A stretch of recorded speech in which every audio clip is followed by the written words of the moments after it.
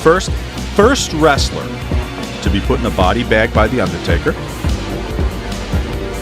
Second clue, held the World Class Championship Wrestling American Tag titles twice. He was trained by Vern Gagne.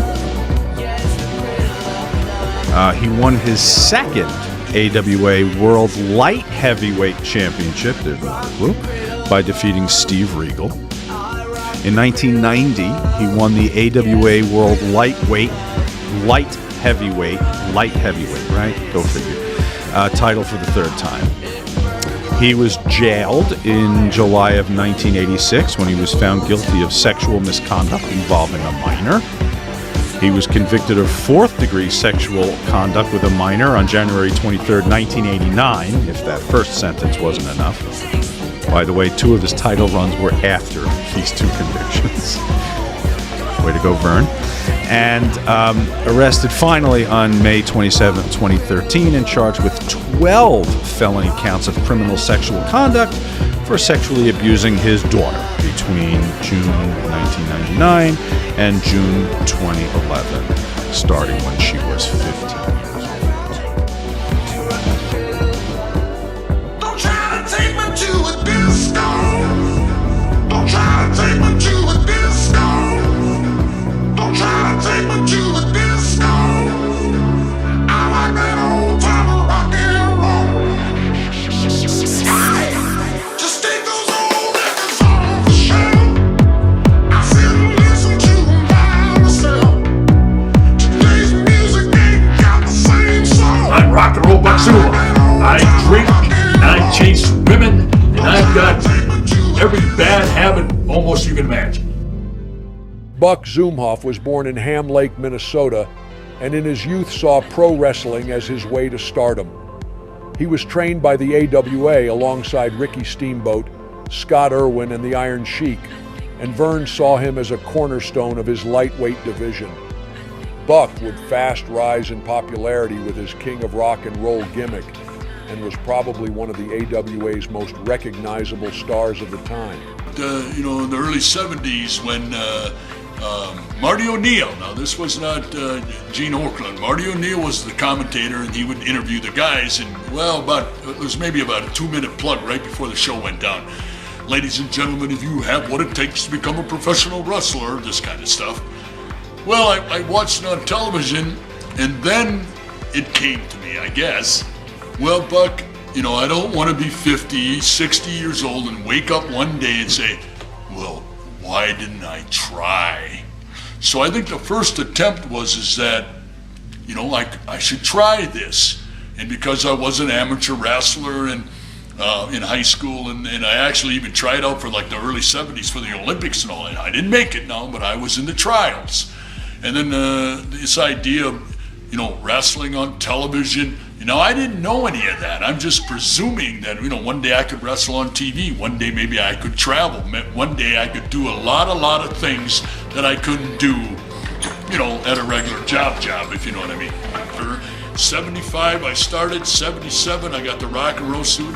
I wrestled in Japan in 1980. When I came back in the spring of that year, I brought that big boombox more for like a souvenir. I bought it right in Tokyo. And then we were talking at the television station, and Vern and a couple of us said, well, if you're rock and roll, which I am, then you should have some music. Long story short, I brought the big boombox along, and I just sat it on a table, and how they give you the cue, they gave me the cue, play the music. I come walking into the camera area. Hey, I'm Rock and Roll Buck Zumhoffe, but they couldn't hear the music. Mm-hmm. So I took the tape player, the big boombox, I put it on our feet, right next to Gene Okerlund and myself. I pushed the tape player, it started playing old-time rock and roll. I jumped out into the camera, hey, here I am, blah, blah. Cut, they couldn't hear it, and I tell you, I swear to God, I picked that radio up, and I put it up on my shoulders, and Gene Okerlund started laughing, and we took a take, and they loved it. And it's been that way ever since. Buck Zumhoffe is a guy who, even if you've never watched AWA, even if you've never seen Buck Zumhoffe in your life, I think almost anybody who's watched wrestling for any length of time has heard of Buck Zumhoffe. I mentioned this when watching it. There are people I know who could not name 5 pro wrestlers, but they would know Hulk Hogan, Andre the Giant, maybe Randy Savage, and Buck Zumhoffe. It wouldn't be long before Zumhoffe would claim championship gold in world-class championship wrestling as the NWA American Champions with his partner Iceman King Parsons. The Von Erichs were making the big towns, and Zumhoffe was popular enough to be trusted to keep the B-towns' attendance up. After the popular team capturing the championships 2 times, Zumhoffe would even be the finalist in a tournament to crown the world-class television champion, but would lose in the final round before heading back to the AWA. Zumhoffe would make his bid for the AWA Light Heavyweight Championship and finally claim it. Buck was one of the division's top stars, along with Mr. Electricity Steve Regal, Bobby Heenan, and Mike Graham. Zumhoffe claiming the championship for the first time was somewhat of a crowning moment for him, and the moment he probably looks at as the height of his popularity. I even remember seeing him in a match with Tiger Mask when I was younger and assumed he was going to be a staple for years to come. Usually all of this would be a kicking off point to bigger and better things, but not for Buck. There was something else on the horizon for him.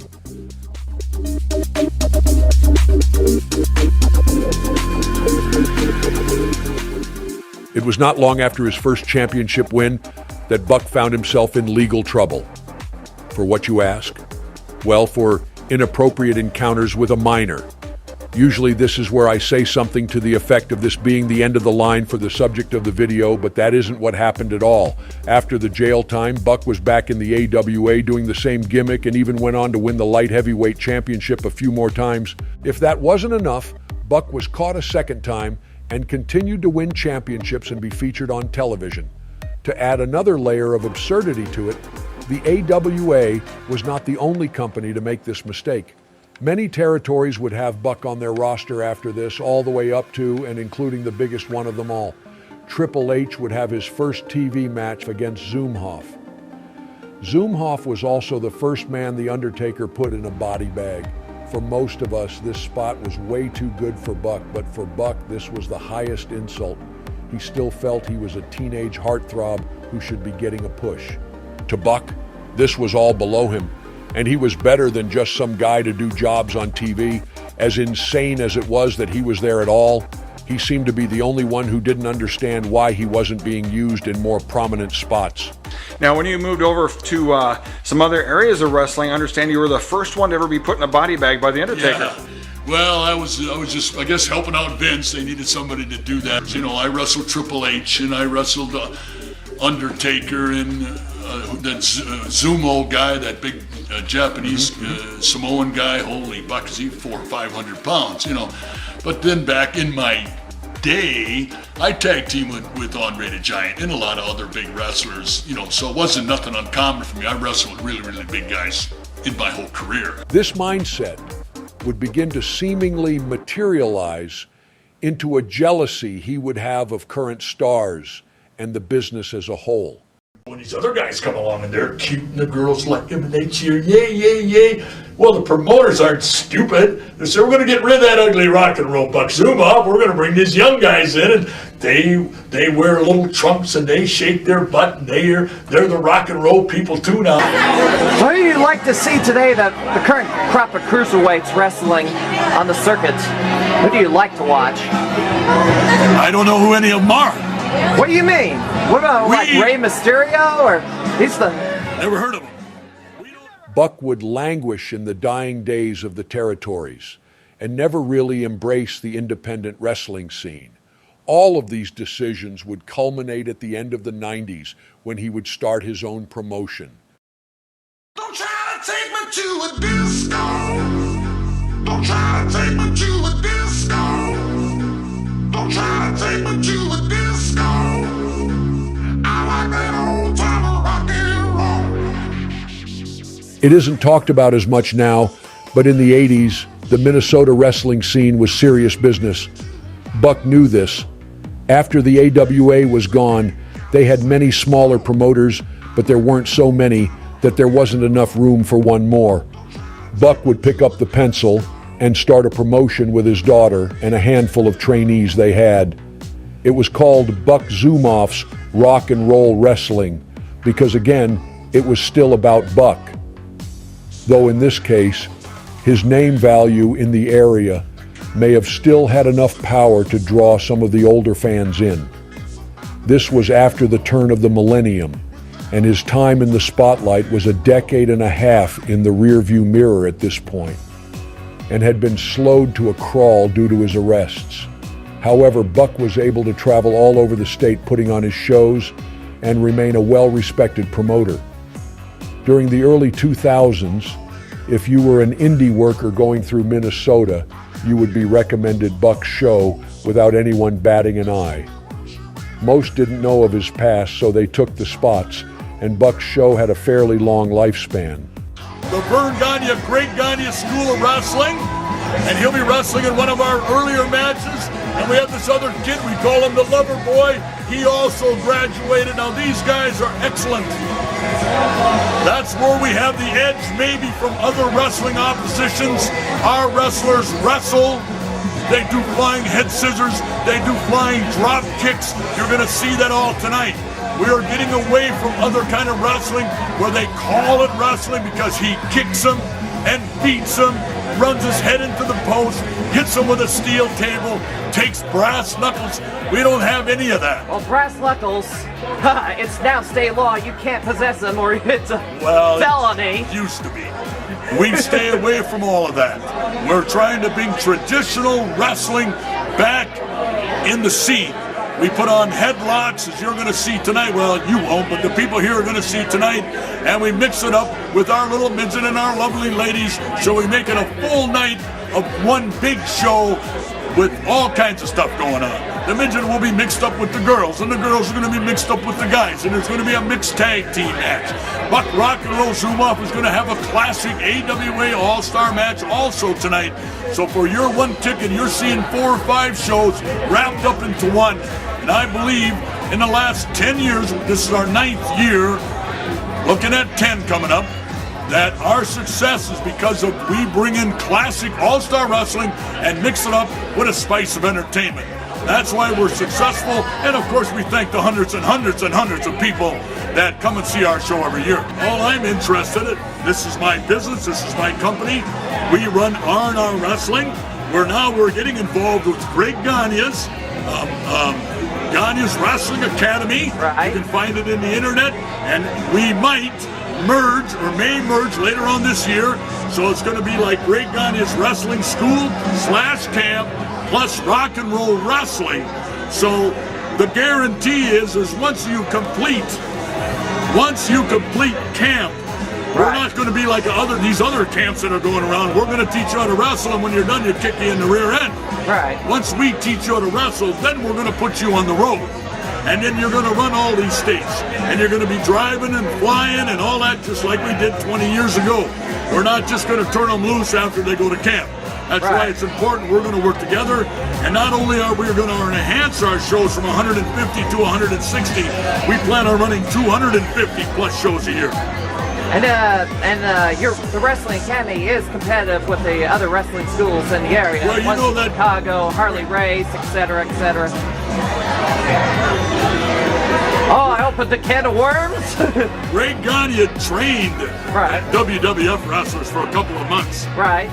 Greg Gagne wanted to go back to more of the basic wrestling. There was a problem there, I guess.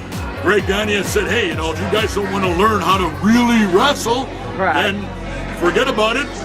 We're not going to try to work for anybody else. We're not going to try to steal wrestlers from anybody else. We're not going to try to run competition from anybody else. We're just going to run our own. In spite of having the smallest ring imaginable, he would still get some names from the AWA to come through and wrestle for him. Buck would win some awards with his promotion and still be invited to events by politicians or community leaders, all with children in attendance. Buck had been able to escape his past to basically all in the public eye.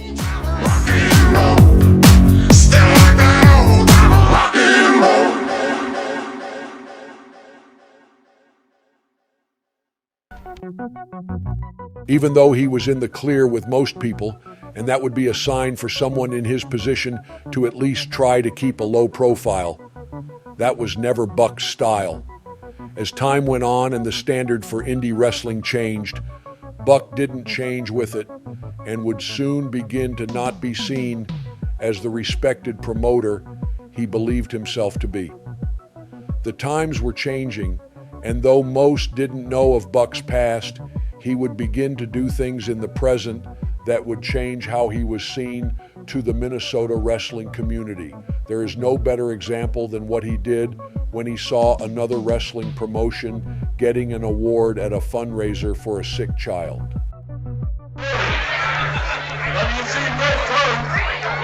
He's the voice of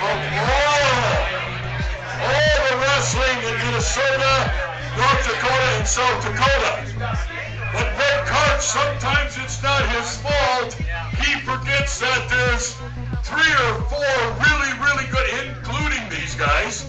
There's 3 or 4 other independent wrestling organizations. One is run by Jerry Lynn, very good operation.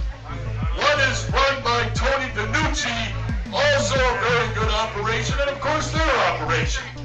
And it saddens me that him, who is supposed to be the mouth of all wrestling going on in Minnesota, and I want to thank you for always promoting all wrestling in Minnesota, that sometimes they forget that there are other organizations out there. My name is Buck Rock and Roll Zumhoffe, and I love wrestling. Thank you very much. I don't mean to be a bad person, but I'd like him to remember that there is more than one wrestling organization in the state of Minnesota that are all very good, entertaining shows, including these guys. So please, don't forget us. Thank you. Well, he's right, there are.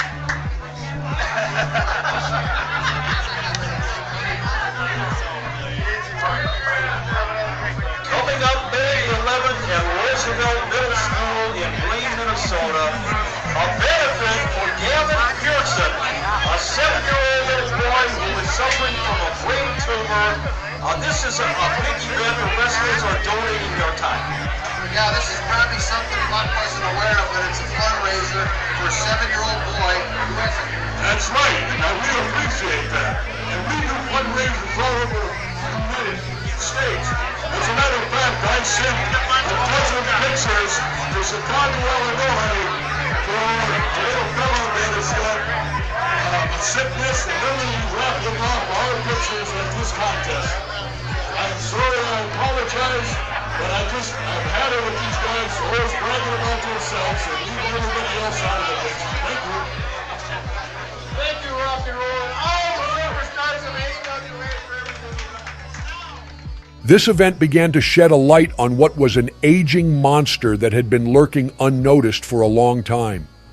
Unfortunately, 2013 was not over, and it had more in store for Buck.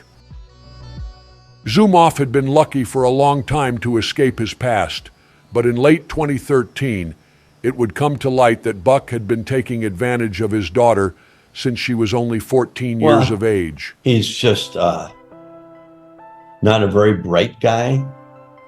You know, came from nothing, got into wrestling, let it all go to his head a little bit, big star, got a little bar going, and then got himself in a lot of trouble. And he was like that all the time. And I had a couple confrontations with him, and so did Jim. When we saw him with younger girls, we said, hey, knock it off and stay away from him. And I told him one night, I almost hammered him in the locker room in Rockford, Illinois. There's a lot to that story, you know, and it's both sides.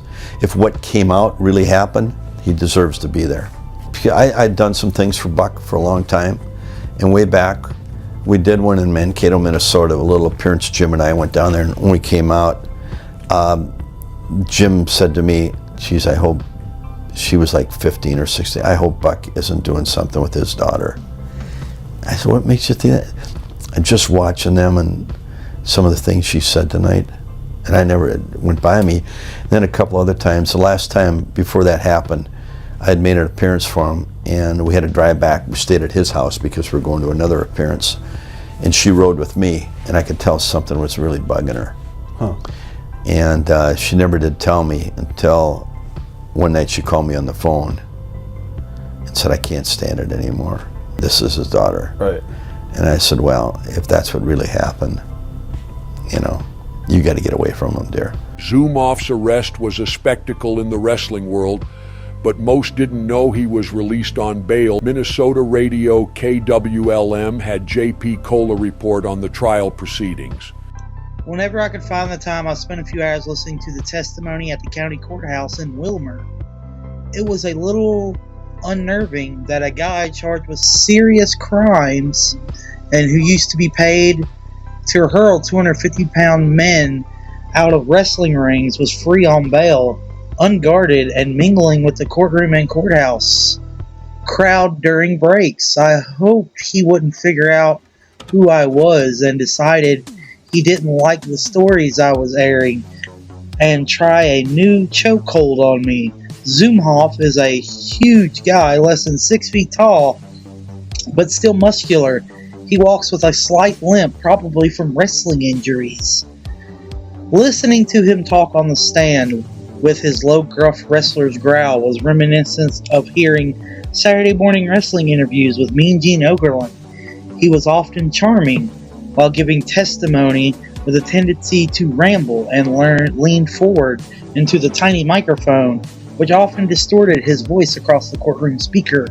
He, of course, denied any wrongdoing and cried when he talked about his daughter reading him Bible stories in bed because he read at a third grade level due to dyslexia. It was easy to find sympathy for him and wonder, if not briefly, if the charges against him were faked.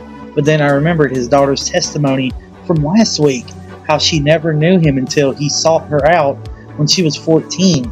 She was the result of a one-night stand with a groupie and/or ring rat in wrestling, as are the rest of his children, and she moved in with him in New London about 1 year later. The sexual abuse began the very first night she spent with him and went on over 12 years, even as she graduated from high school, went into the wrestling world herself with her father, went to college and got a degree at Morris. She apparently liked the wrestling world and said she still loved her father when he was being a father and not a molester. It appeared she had moved into the role of a wife, not only in bed but taking care of Zumhoffe's other needs, although he denied this. He said with a smile, I couldn't get rid of her. I encouraged her to break away and live on her own, he said. When she did eventually get married and moved away, he went into grieving and felt like he lost a best friend.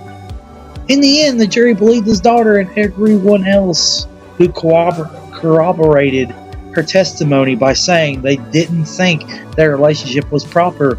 With all the drama in the trial, I guess it was appropriate that after the verdict was read, Zumhoffe asked to use the bathroom, but instead of returning to the conference room, tried to flee the courthouse. He was subdued by 2 courthouse guards at the metal detector station in the main lobby. Luckily, no one was hurt. I've spoke to people who knew Mr. Zumhoffe and said they thought he was a very nice man. He had performed in some plays at the Barn Theater in Wilmer years ago, and like the pro wrestler, he was performed well and was a perfect gentleman. He now faces a grim future in prison. He is 62, and I would be shocked if he ever walks a free man again. He will be sentenced on May 7th. The sentencing was carried out, and though he wanted a lighter sentence due to age, he was given 310 months locked away. It is likely that he will never be a free man and will die imprisoned and locked away, never to hear the faintest of cheers again. Buck Zumhoffe is finally silent, and to many of us, that is the greatest tune Buck ever played.